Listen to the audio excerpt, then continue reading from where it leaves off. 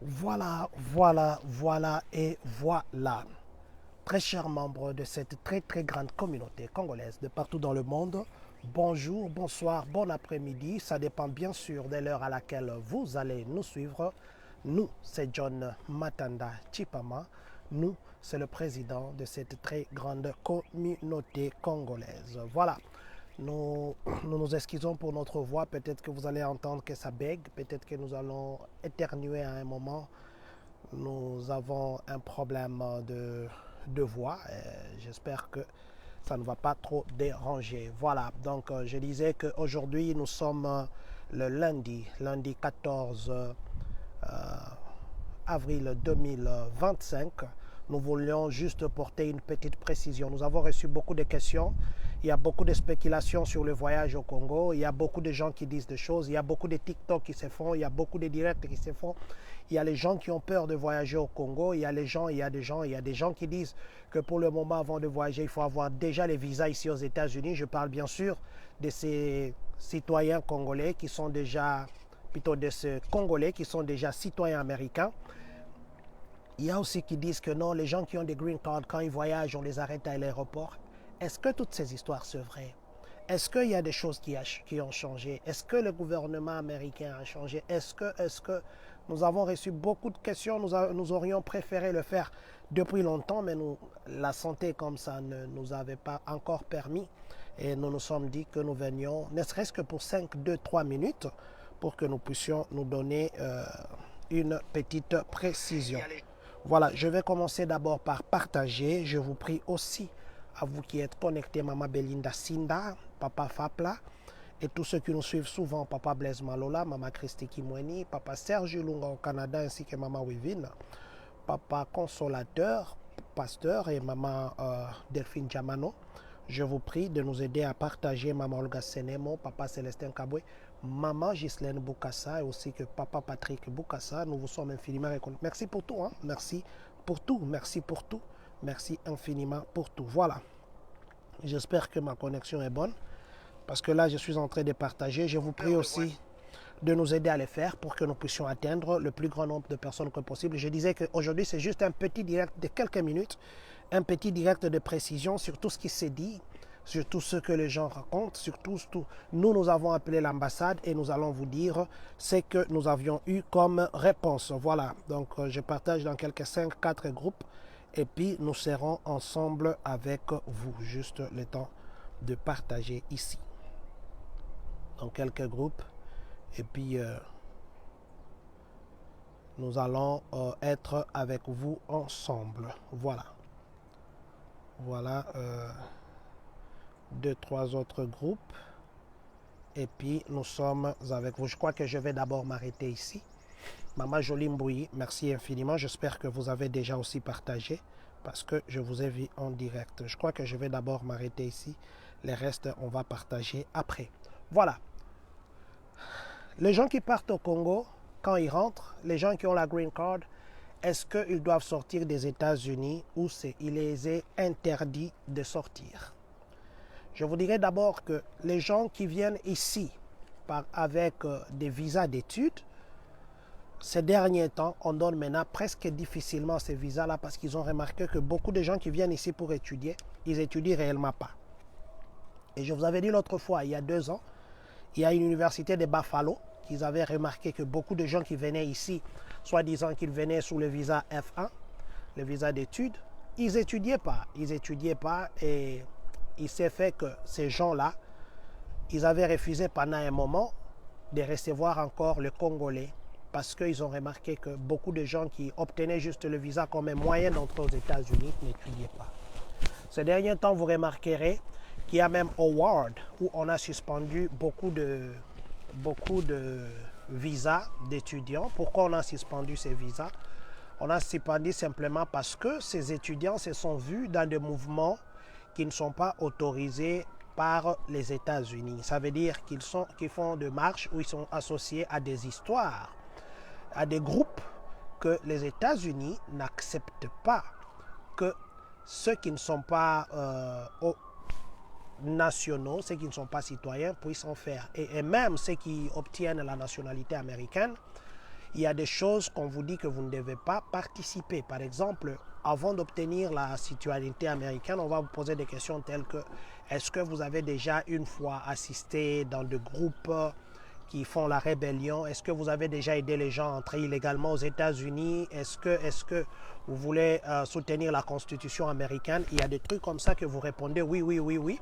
Et puis on vous donne la nationalité. Mais voilà, il s'est fait qu'il y a beaucoup d'étudiants qu'on est en train de révoquer leur visa, pas simplement parce qu'on ne veut pas leur tête, simplement parce qu'on les a vus associés ou bien ils sont inclus ou ils participent à des mouvements qui qui ne cadrent pas avec la politique ou la vision américaine. Donc c'est ça, ce qui fait ça.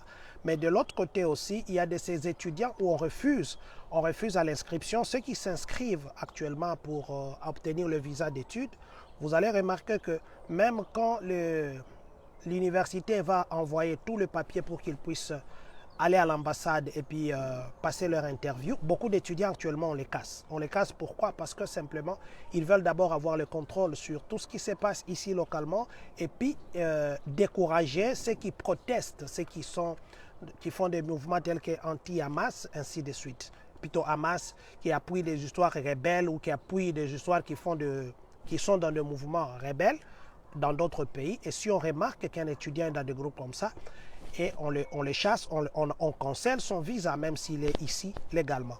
Donc c'est ça d'abord pour les études, mais ce qui est aussi vrai, beaucoup de Congolais qui en ce moment cherchent à appliquer ou qui appliquent des visas d'études, beaucoup d'autres se voient refuser, bien qu'ils ont tout ce qui est demandé, toutes les conditions. Vous savez qu'il faut avoir un sponsor, plutôt en banque au moins 20 000 $. Il faudrait s'inscrire, il faudrait payer les 50 $. Il y a des universités ou des collèges qui demandent 50 $ pour l'inscription non remboursable. Et puis vous partez sur le processus, l'université va envoyer la forme que vous allez présenter à l'ambassade. Mais quand vous arrivez là-bas, on vous bloque. Mais ce qui est aussi vrai, l'ambassade du Congo, l'ambassade au Congo, ça ne fonctionne plus. Pour le moment, ça ne fonctionne pas. Ceux qui avaient leur passeport là-bas en cours, le passeport avait pris longtemps, on les a remis, on leur a demandé d'aller au DHL récupérer ça sans que le visa ne soit mis. Et pour le moment, on ne sait pas quand est-ce que l'ambassade va réouvrir. On avait parlé du mois de mars, mars est passé, maintenant on est au mois d'avril, mais jusque-là, il n'y a aucun signe. Mais dis-moi, pour ceux qui veulent voyager, il y a d'autres moyens. Vous pouvez aller en Zambie, vous pouvez aller en Ouganda, vous pouvez aller au Rwanda, vous pouvez aller en Namibie, vous pouvez aller à Brazzaville. Ce sont les alternatives que les gens ont pour le moment. Mais en ce qui est de l'ambassade de la RDC, des États-Unis en RDC, c'est pas encore ouvert. Voilà. Donc pour le visa d'études, la révocation ou l'annulation de ce jour de ces étudiants, c'est parce qu'ils sont associés à des groupes qui ne sont pas autorisés ici aux États-Unis. Et même quand on fouille dans leur téléphone, on voit qu'ils passent des messages où ils ont des liens dans leurs réseaux sociaux avec des groupes compliqués. C'est là qu'on les chasse, on les révoque leur séjour en tant qu'étudiants. C'est pourquoi vous verrez, avant on a fait, ici à Illinois on a fait, de l'autre côté on a fait, c'est pour ça. C'est pas qu'ils s'attaquent contre les étudiants, ce sont les gens qui enfreignent la loi parce que nous tous, nous sommes soumis à la loi. Voilà, ça c'est la première chose. Deuxièmement, les gens qui ont la green card, est-ce qu'ils doivent sortir des États-Unis ou pas? La première réponse, oui, vous pouvez sortir. La deuxième réponse, ceux qui ont des problèmes ou ceux qui sont dans... Vous savez qu'il y en a qui voyagent qui n'ont pas encore tous les documents, qui ont leur work permit et ils appliquent pour ce qu'on appelle travel document. Je crois que c'est la forme I-4. Ma connexion avait un peu dérangé. Excusez, je vais tenir la caméra comme ça pour que je m'approche de Wi-Fi. Donc je disais que pour ceux qui ont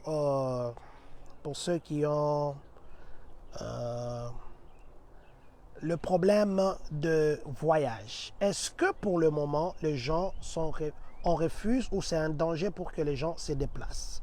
Je commencerai par dire d'abord que non, les gens peuvent se déplacer. Ce n'est pas que c'est un danger que les gens se déplacent. Déplacez-vous, oui. Mais il y a les gens, par exemple, qui sont dans le processus, ils ont les work permits, ils sont dans le processus d'obtention de tous les documents. Excusez-moi, je vous avais dit que je vais commencer peut-être des fois à, excusez-moi, à tousser, parce que la voix nous dérange. Alors, je disais, pour ceux qui sont dans le processus, par exemple, d'obtention du document final, ils peuvent appliquer pour un voyage en obtenant le document qu'on appelle Travel Documents. Et quand vous obtenez les Travel Documents, vous pouvez aller. Quand vous rentrez, il peut se faire, parce que vous êtes dans le processus, vous avez déclaré des choses pour obtenir la green card, pour obtenir la résidence. Il peut se faire qu'à votre retour, l'immigration puisse encore vérifier vos réseaux sociaux, puisse vérifier vos déclarations pour voir si ce que vous avez déclaré, c'est correct.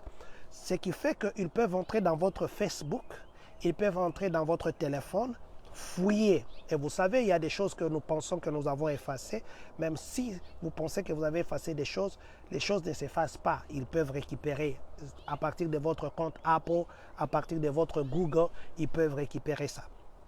Et s'ils trouvent que les éléments qu'ils auront sont en contradiction avec vos déclarations pour avoir la résidence, ces gens-là, il y a risque qu'ils ne puissent plus entrer aux États-Unis, qu'on les bloque à la porte d'entrée. C'est la deuxième catégorie de personnes que l'on refuse d'entrer. Ils sont dans le processus, mais on compare ce qu'ils ont déclaré avec les réseaux sociaux, c'est contraire. Ou bien on compare les réseaux sociaux, ils font des choses dans des mouvements rebelles, dans des mouvements insurrectionnels, des choses comme ça. Ces gens-là, on ne les permettra pas d'entrer et on les bloque. Vous pouvez aussi avoir votre green card. Vous partez au Congo, vous partez dans un pays étranger, en Asie, ainsi de suite, en Ouganda, en Europe. Quand vous rentrez, on voit un suspect, surtout ces gens-là qui dépassent leur séjour. Et vous savez, quand vous dépassez les séjours, vous dépassez les 6 mois, vous pouvez demander une prolongation.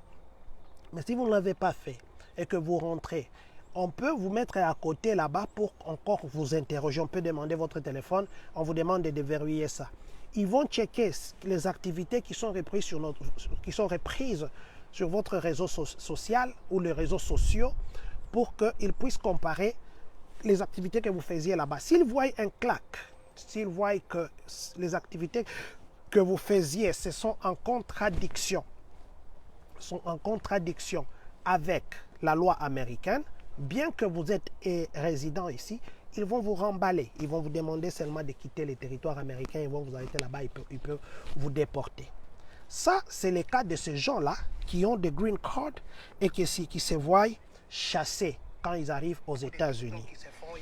Il y a aussi un truc par rapport à ces gens qui ont l'habitude de venir. Vous avez l'habitude de venir ici où vous avez déjà été aux États-Unis 5 fois, 10 fois, mais dans les sous visa tourisme.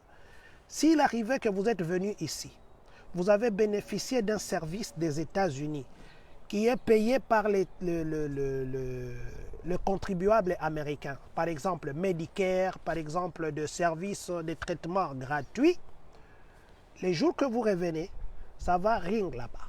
Et s'ils voient qu'une seule fois, vous avez été pris en charge gratuitement par l'argent du contribuable américain, ils vont vous demander de rentrer. Ils vont vous dire, vous ne venez pas ici pour consommer l'argent américain, mais vous venez ici pour dépenser votre argent.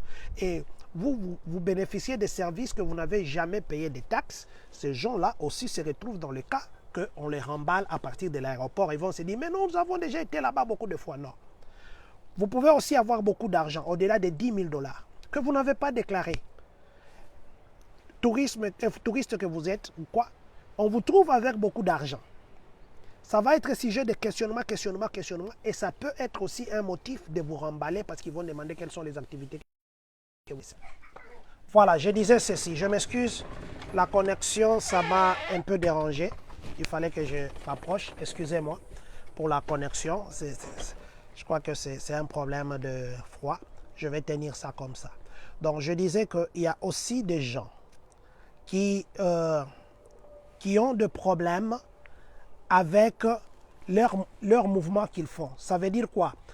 Si vous postez sur vos réseaux sociaux des choses qui sont en contradiction avec la loi américaine, si vous postez sur vos réseaux sociaux, vous postez des choses qui encourage l'insurrection, qui soutient les rebelles dans le monde, partout où ils sont.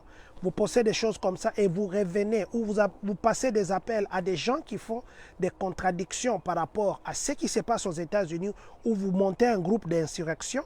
Là, vous aussi, vous pouvez être déporté. Pas que vous pouvez, vous serez déporté dès que vous arrivez à l'aéroport.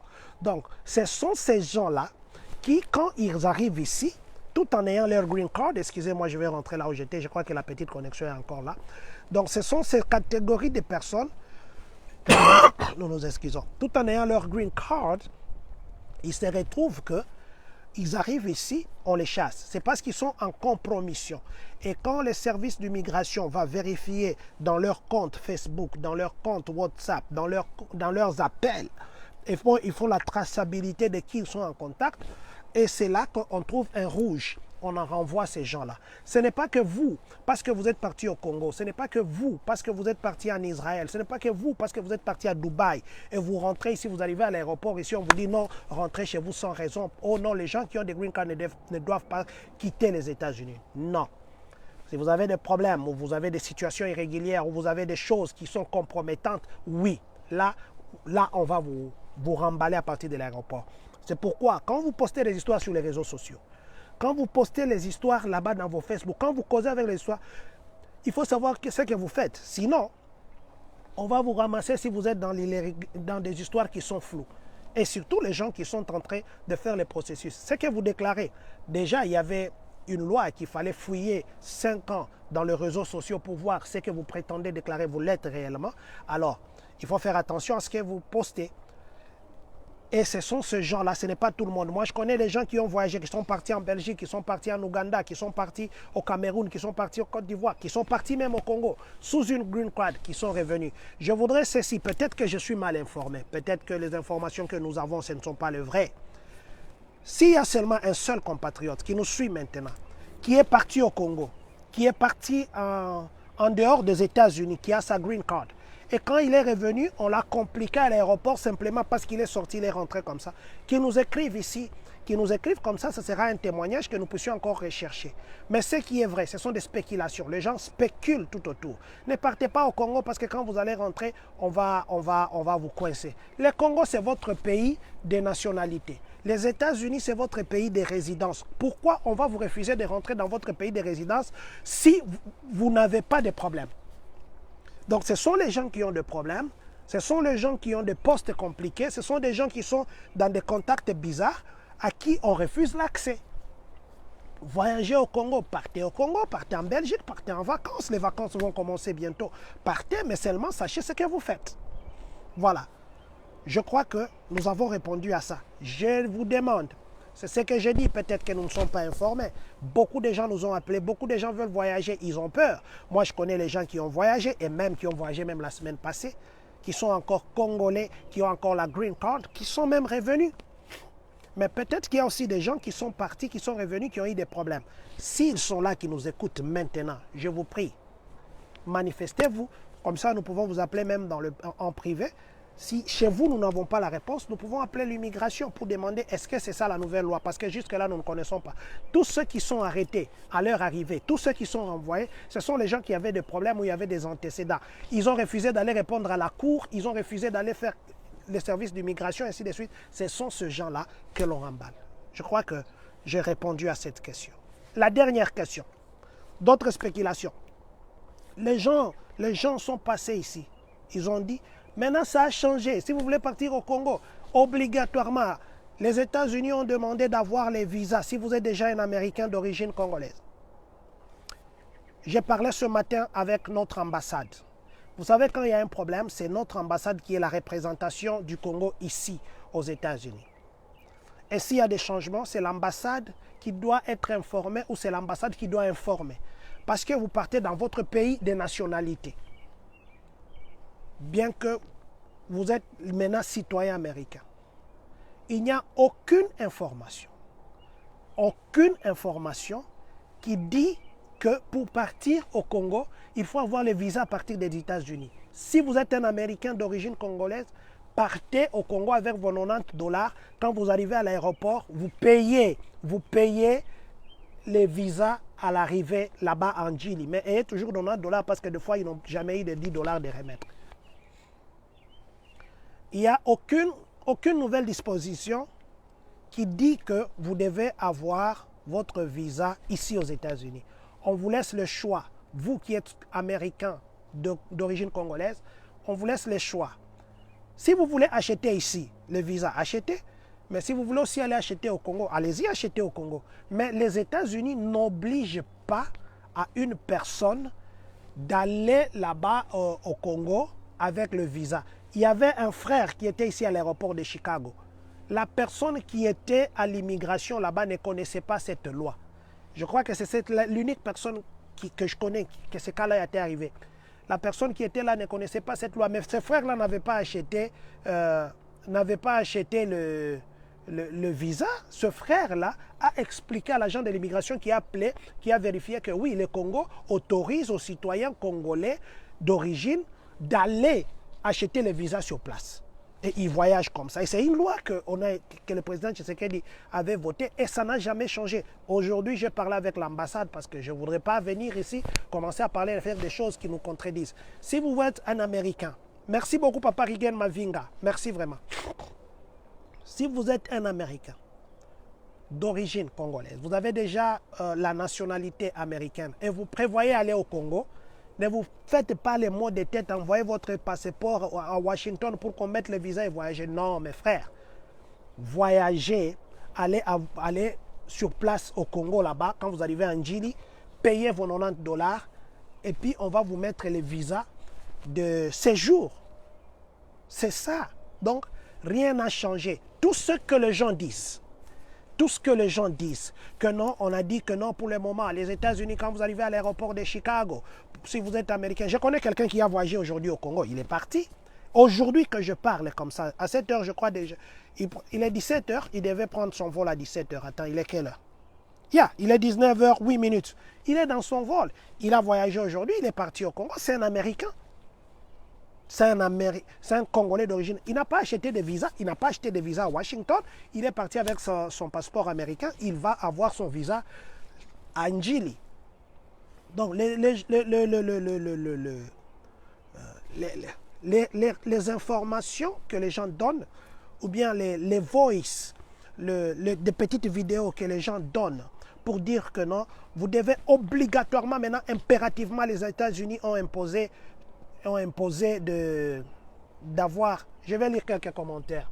Papa Wilson Guy dit exactement, qui sont debout ne savent si vous arrivez, appelez leur manager, j'avais connu le même problème.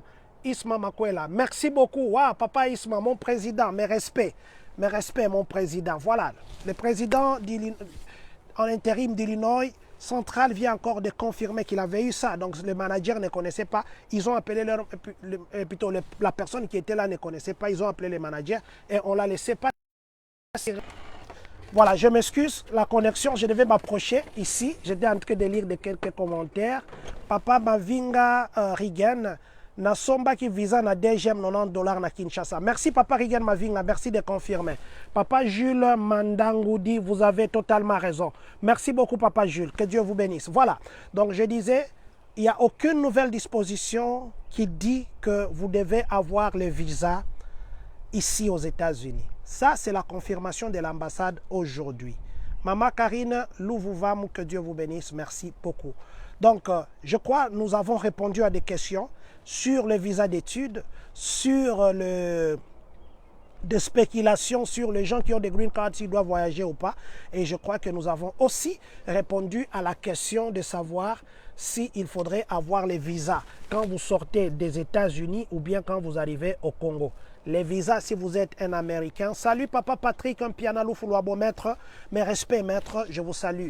Voilà, donc ne vous faites pas mal à la tête. Allez au Congo, achetez les visas. Merci, monsieur. Merci beaucoup, papa évangéliste, pasteur Alain Guitouka, que Dieu vous bénisse. Allez au Congo, achetez les visas sur place. Qu'on ne vous dise pas, qu'on ne vous mette pas les mots de tête. Non, il faudrait ceci. Toutes ces histoires-là que les gens disent, ce sont des spéculations.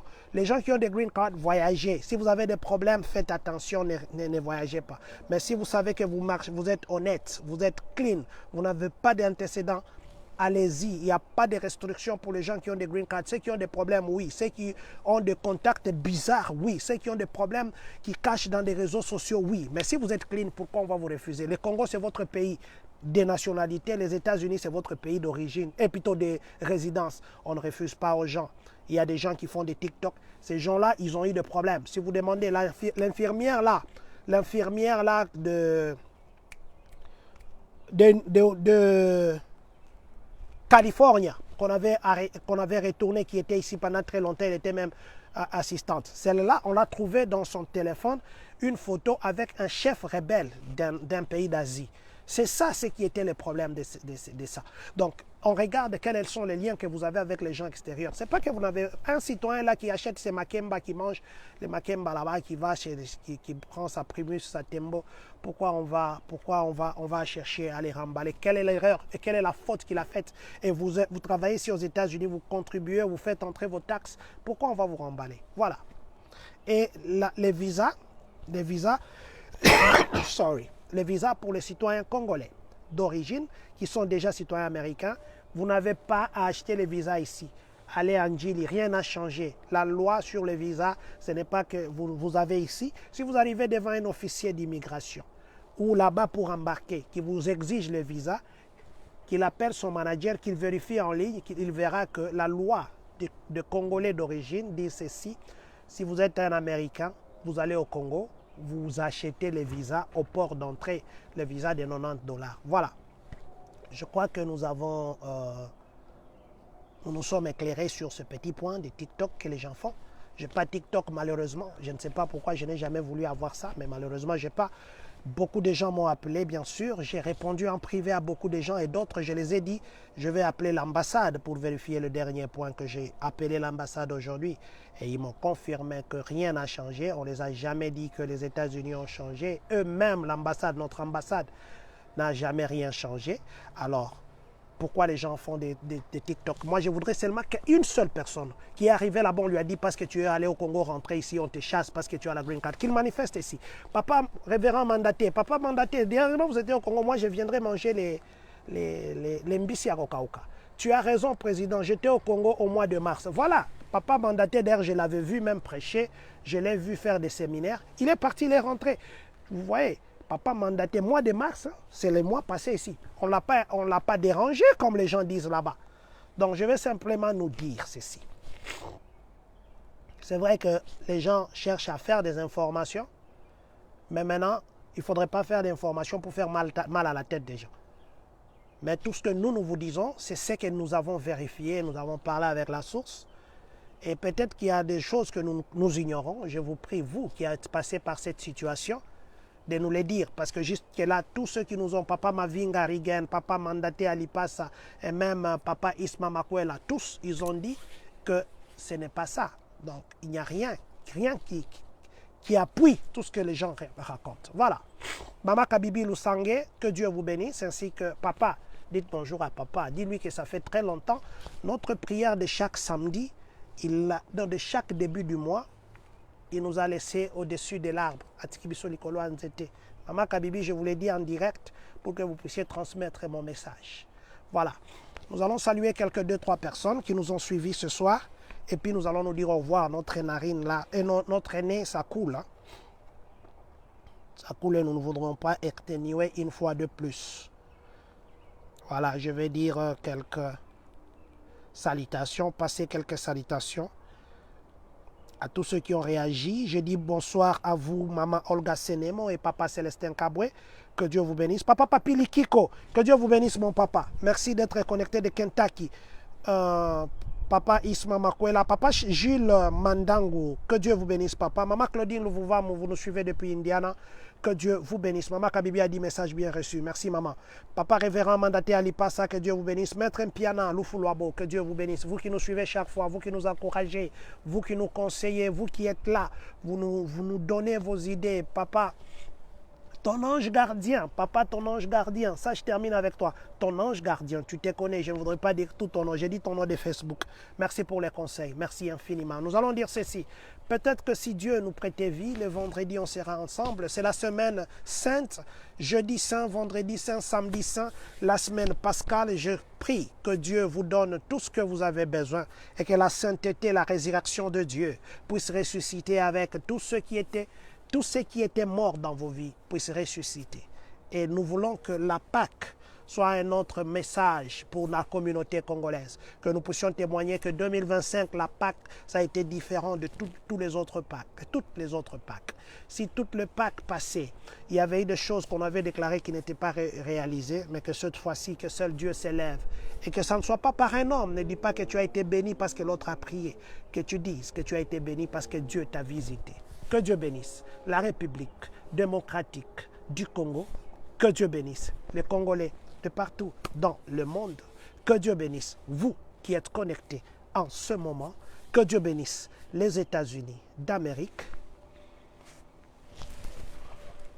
Et que surtout, que Dieu bénisse le Congolais des Champagnes, Kani.